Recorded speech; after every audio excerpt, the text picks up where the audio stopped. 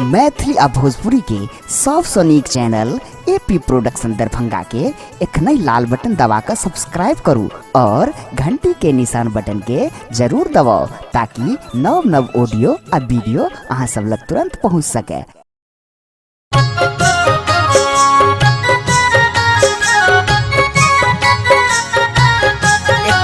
सब सुन रहा छी एपी प्रोडक्शन के प्रस्तुति। मोहिले लेकिन सजनी मोर मनमा कहून मारा गो, मोहिले लेकिन सजनी मोर मनमा कहून मारा गो, ये हो पहुन मारा गो सिया के सजन मारा गो, ये हो पहुन सिया के सजन मारा गो, राजा दशरथ के दुलरुआ पहुन मारा गो,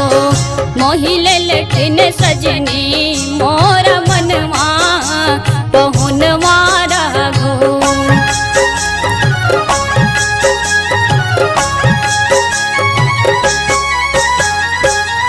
अखियन में कारी काजर होठबा में पान के लाली,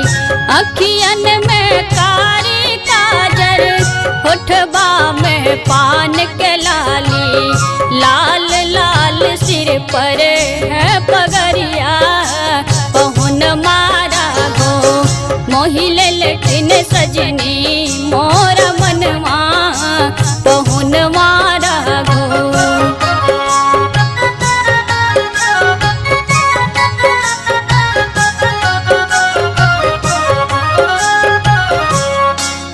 चलू चालू पैर छन सखी है दुल्हा चुमावन सखी है, चलू चालू पैर छन सखी है दुल्हा चुमावन सखी है, चाम चाम चमके है मौरिया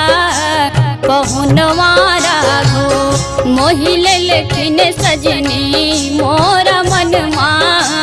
पहुन मारा गो, ये हो पहुन मारा गो सिया के सजन मारा गो, ये हो पहुन मारा गो सिया के सजन मारा गो, राजा दशरथ के दुलरुआ पहुन मारा गो,